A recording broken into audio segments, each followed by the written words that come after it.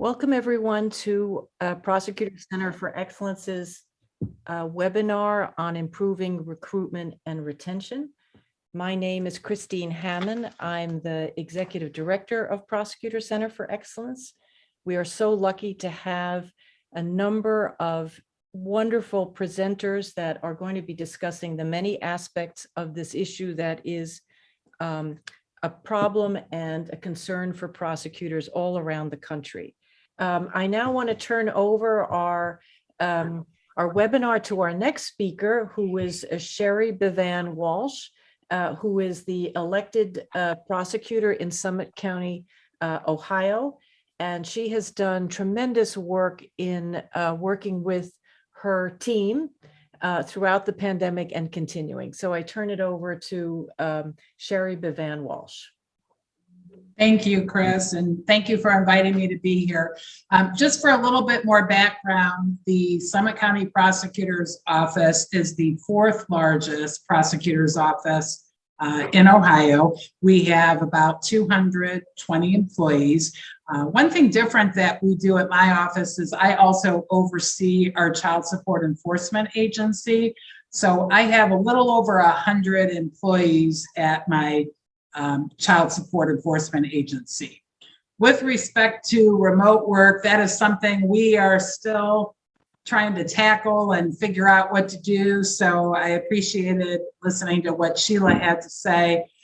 We have allowed a full-time remote option to all of our employees in our child support enforcement agency. So I have a little over 100 employees that are working full-time remote, and it opened up an entire floor for us. We are still exploring what to do in our other divisions, particularly our criminal division.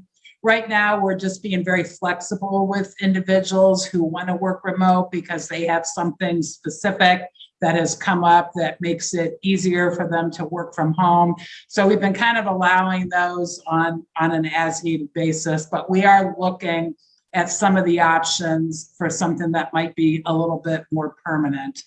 A couple of the things that we've done different, I've been in my position now for 20 years, and we've done a lot of different things just in the past couple of years, and they have worked out really well. And I really appreciated what Kimberly had to say, because we've been trying really hard to make some of the changes that she has suggested.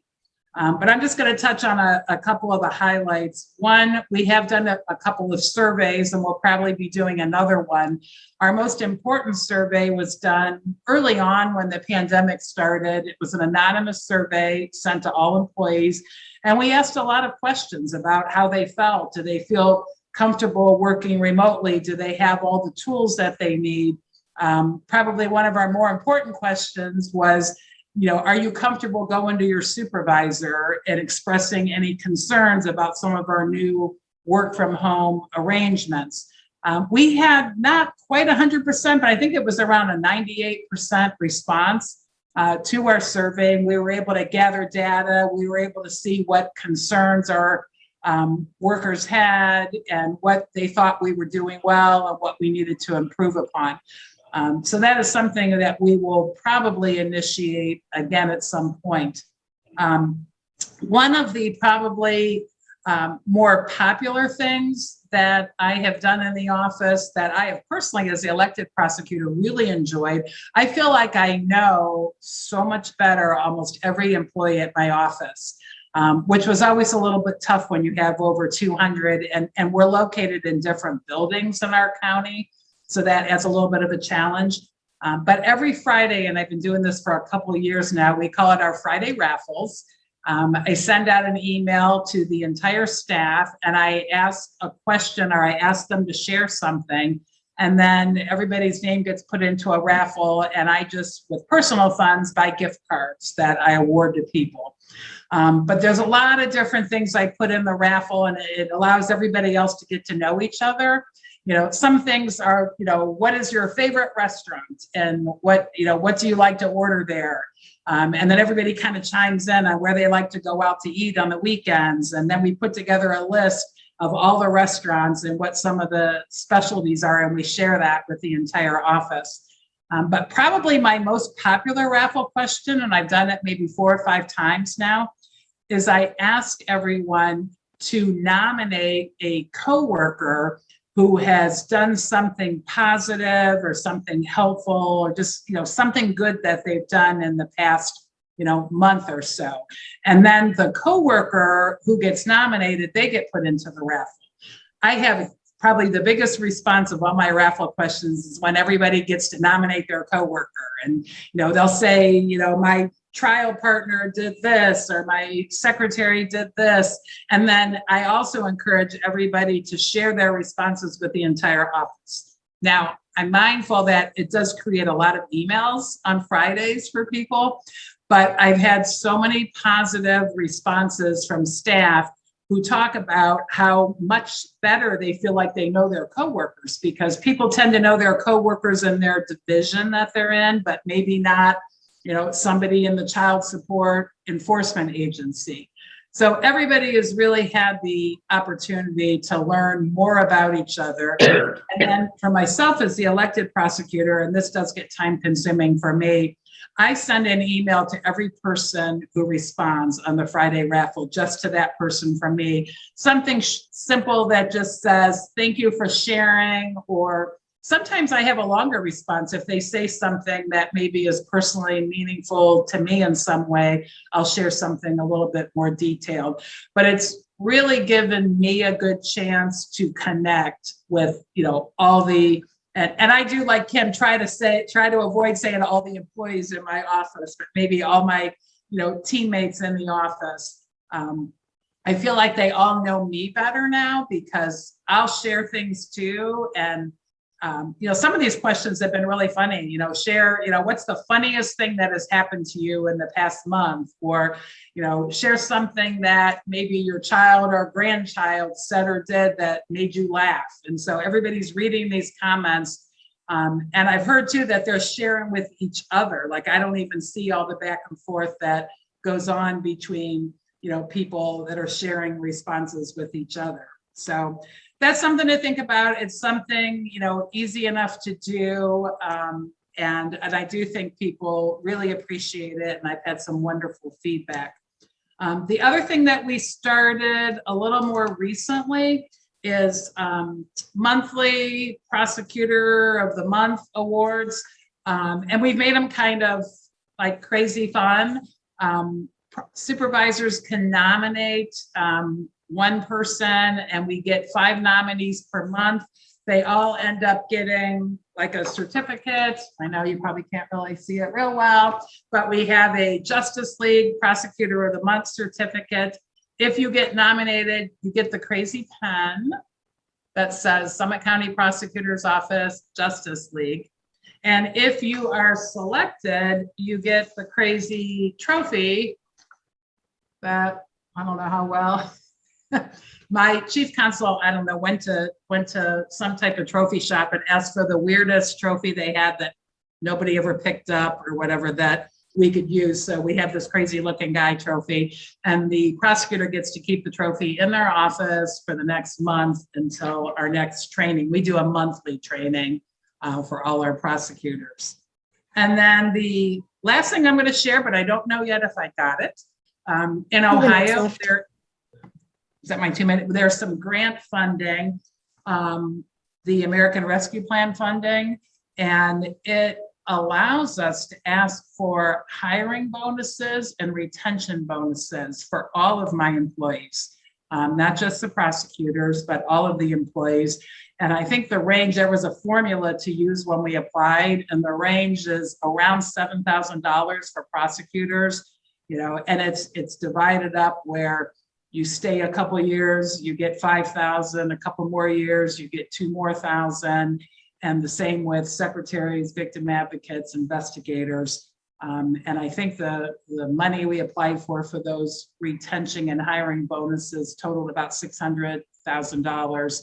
And in addition to that, we applied for several more prosecutors to address our gun violence problem. So we are hopeful that some of those bonuses will also serve as a way in which to retain more prosecutors. But like Kim said, I agree that We're more likely to retain prosecutors by coming up with innovative and creative ways to really enhance our work environment. Thank you so much, Sherri. I'm going to turn it over now to Shawnalyse Ochoa, but Sherri, after she's done, we're going to ask you some questions that we're getting from the chat. So hang on with us.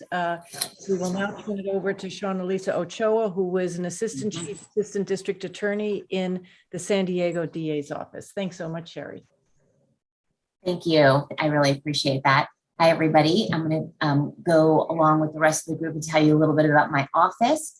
The San Diego District Attorney's Office is about 300, a little over 300 lawyers, deputy district attorneys, and then we have about 1,000 staff altogether. So it's a fairly big office, but we, like everyone else, are facing the exact same issues with hiring and retention and drawing people to our office. And I want to tell you a little bit about what myself and my chief created, which is the DA Academy. Sophia is going to be running my PowerPoint. I just wanted to give all of you some examples and some tactical things that you may be able to use if this seems like it might be a good project for you.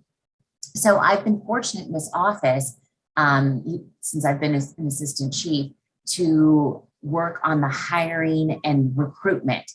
And initially, when I joined this team, I had this vision myself of what a prosecutor is. So if you can go to the next slide. And I know when I talked to many of the students, the vision that they shared with me is on slide 2, which I'm sure is coming up any moment. Thanks, Sophia. But you'll see from this photograph, it's probably similar to what was the typical vision of a prosecutor and what you see in TV shows, Law and Order. You're very straight-laced, very conservative looking clothing, your suits and court clothing, very traditional haircut, and really not anybody of any color. And so what I found from my experience is that wasn't at all how I envisioned myself, and I certainly don't fit that mold in any way. And so what I saw is what we see on slide 3. And this is how I envisioned myself: somebody who is strong and powerful and, of course, stylish and captures the attention of the audience. But as much as I saw myself as a superhero, because, we're the good guys, we wore the white hat, and we are fighting for our most vulnerable victims, our elderly, our children, our people in the public who we want to protect safely. What that image that I envisioned, and as I spoke about my job as a prosecutor, was not being mirrored back to me by the students I was speaking with. I was honestly initially surprised to learn that the image of a prosecutor that was the previous slide is what the students had in their mind, was very conservative, straight-laced, white male, who many of them did not identify with in any way. And I learned through my conversations at these law schools that all of our public, but especially, the younger population, was really getting their vision and their opinion about what a DA does and how we do it through social media, whether it's through Snapchats or tweets or Facebook, but these little clippets of generally people who were unhappy with the system.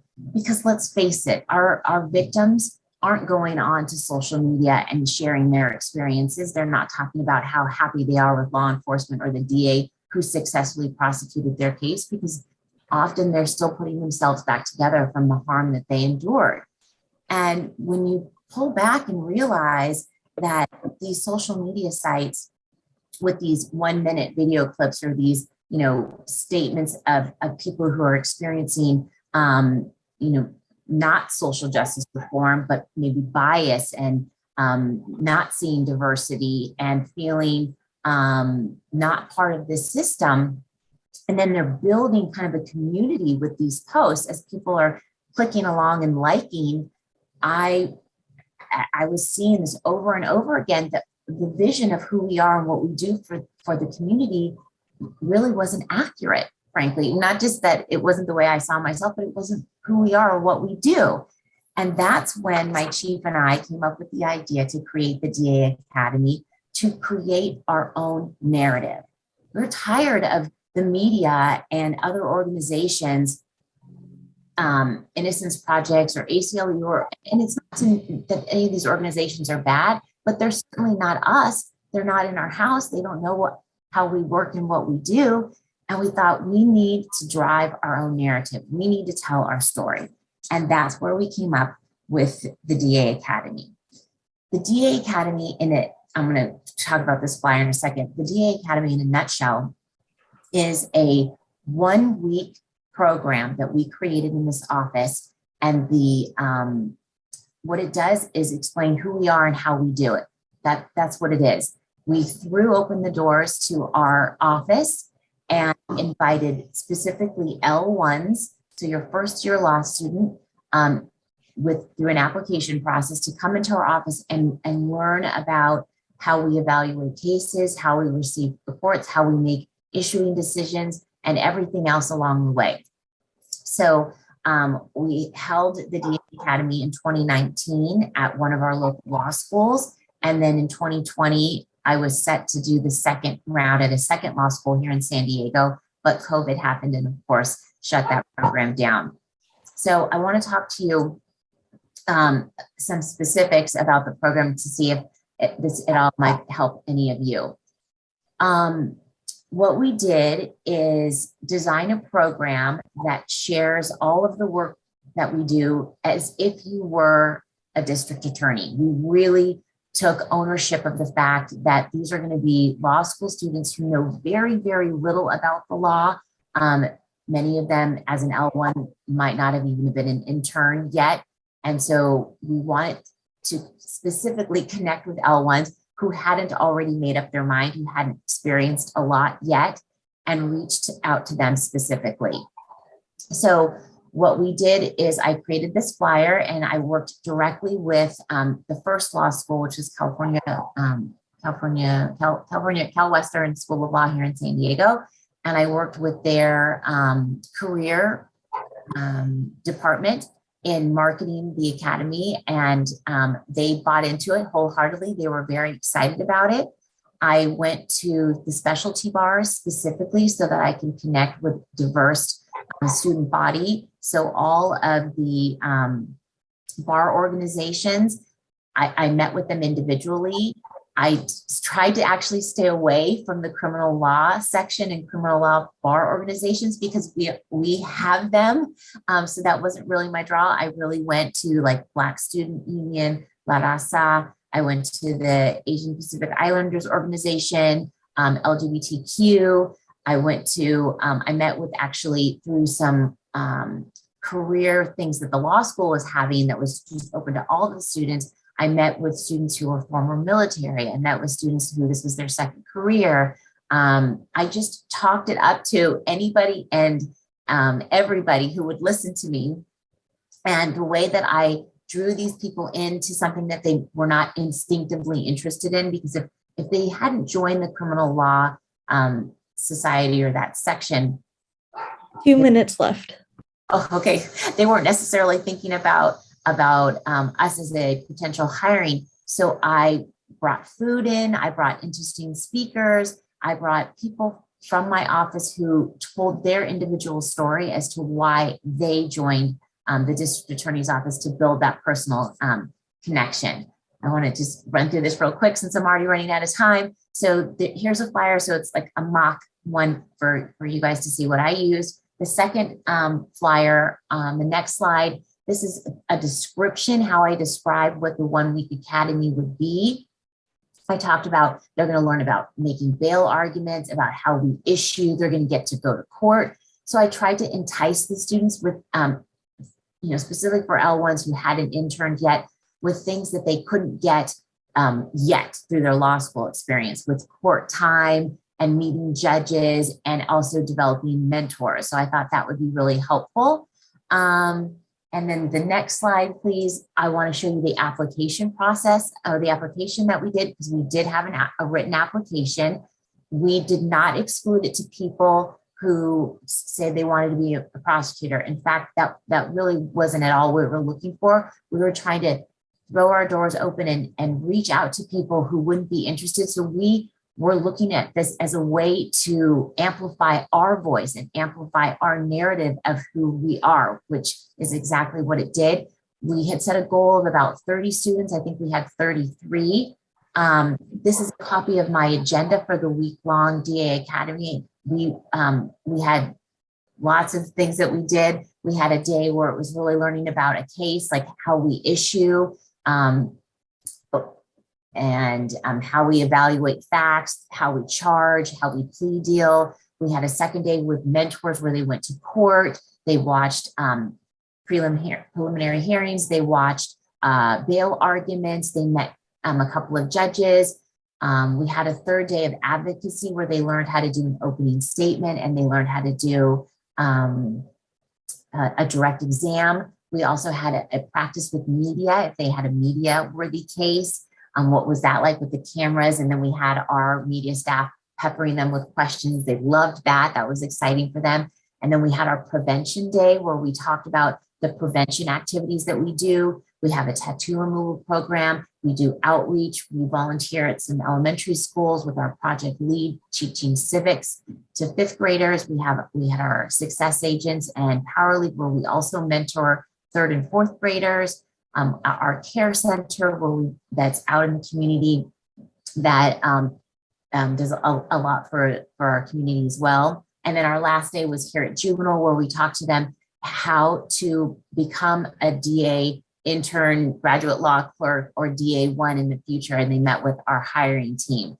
The last slide is the inaugural class. Right there in the middle is our elected DA, Summer Stephan. We also had our assistant DA there, our hiring director, our trainer, and this is the class. From this class, we had two people that one is now at DA here. Another one worked all the way through at GLC, and I have two others that are DAs elsewhere. I stay in contact with many of these kids, becoming a mentor with them. So this is what we have done in San Diego, and now with COVID a little bit quieting down, we're looking forward to starting DA Academy over again. Thank you so much for your time. Thank you so much, Shawnalyse, and you brought it in just in time for us to have some minutes to ask questions of both you and Sherri Bevan Walsh. So Sophia, could you just start with the questions? Yes, thank you. Oh, hold on. You can hear me. Yes. Yeah. Okay, good. Sorry. We've talked, Sherri, specifically with you about mentorship and some of the awards geared towards prosecutors. Can you talk to us a little bit more about anything that you've done in terms of retention for staff or even recruitment for staff or other morale generating events that are really directed at your support staff? First off, with respect to recruitment, like Kimberly said, you need to have a new job posting, and we did change our job posting. And, with the mindset of somebody reading this, will they really want to work here based upon what they read? So we'll see. We've only been using the newer one in the past year, and we are still struggling when it comes to applicants. As far as some of the other support staff, we do have a number of different luncheons that we do. Certainly everybody probably does the administrative professionals luncheon, but we do that for our administrative staff. In my child support enforcement agency, we have a summer picnic. And at that picnic, we recognize everybody and compliment them for their hard work.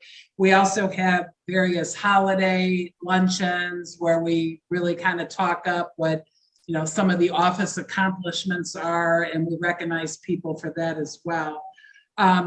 Also, one other thing I do, which is maybe a little bit of a smaller thing, but anytime I get some type of recognition letter or email, whether it be from a victim or a police officer, or anybody who's expressing something positive that one of my employees did. I oftentimes send a copy, but out to the entire office of over 200 people. And I put in there, I received this really nice commendation letter about our victim advocate, from the victim, and I share it for everybody to read. And then I put a complimentary note, from myself as well. But I do think there's always more that can be done. And we are always discussing new ways, in which to recognize people and make them feel valued at our organization. Thank you. And Shawnalyse, people would like to know a little bit more about the schedule. When do you do this program, and how is it 1 week? Is it 1 day per week over multiple weeks? Yes, thanks, Sophia. So we worked closely with the law school when we planned it, and we planned it right after the first year classes ended, before any internships or summer school would start. At Cal Western in particular, a lot of the students take a summer session. So we squeezed it right in that week. So I do recommend working with your law school. The second school I was going to do it with was University of San Diego Law School, and it was going to be during their spring break. So that school had a different recommendation. We did it for 5 days. We also, and that was because I wanted to show them as much about our office as possible. And I wanted to have a lot of hands-on practical exercises, which we did do. Like, we gave them police reports with redacted, victims' names and suspects' names, and worked through it with mentors through the office. We did like the practical, the media that I told you about, brought them out to the juvenile branch so they can experience what it's like here. They met with a lot of judges. So working with the law school, I think, is really critical for the timing. And honestly, there's not one way you can do this. You need to do what works for your office and for the law school. It's just what we did. We just powered through and had that 1 week dedicated. And then I reached out to DAs in my office. I didn't pull on anybody outside of San Diego DA, and I relied on our in-house expertise. In my PowerPoint, which you guys all will get if you haven't already, you can see the agenda of what we covered. And also the last slide has my contact information. I'm happy to talk to anybody one-on-one. Our San Diego City attorney is also interested in doing this, and I've been coaching them on how to prepare it. They're going to do theirs, I think, just 2 days, and it might only be half days. So it's really, there's lots of ways you can do it. And Sherri, can you tell us, do you have people that are specifically designated to work on recruitment or retention or career development issues? And if so, are they prosecutors, or are these people who are specially designated through human resources to do that kind of thing? And Shawnalyse, I'm probably going to pose the same question to you, because there may be different answers depending on the office. We are obviously a fairly big office, but no, we do not have someone that's tasked solely with doing that. Although I think we certainly would have the work for somebody to make that their full-time job. So it's through a variety of people. I, as the elected prosecutor, end up working on a lot of this myself. Our chief counsel, who's right below me, he spends quite a bit of time on it. We also have a community outreach prosecutor, and she spends a lot of time on this. In fact, she was personally responsible for revamping our onboarding process and making it much more robust. So we have a personnel director, and she spends a little bit of time on that. 2 minutes left. We have a communications director. He spends a little bit of time. So we kind of piecemeal it. And Shawnalyse, is there a different setup within the San Diego office? A little bit. We do have an HR director, and she has a team. And so I worked with her in consultation to prepare the DA Academy. We also have a training department here, and I worked a little bit with our training department to select the speakers for each topic. We also have a hiring team here, which is consistent of DAs, and they go out to talk to the law school. So I consulted with them and brought them on as presenters. I have to say it's a team effort, and I used different levels of or different levels of experienced DAs in different ways. Like we had a speed dating kind of event, like speed mentoring at the end of DA Academy on the last day. And I used only DA1s for that because I wanted people who were closest to the students to be able to relate to them. And I actually stepped out of the room so they could ask the questions that they wanted to without any supervisors being in the room. So it's a team effort. And thank you for your questions. I know we're not able to answer them all, but back to you, Chris, for our next speaker. Thank you so much. As you can see, there are just so many ideas that people are starting to think about. It's so encouraging.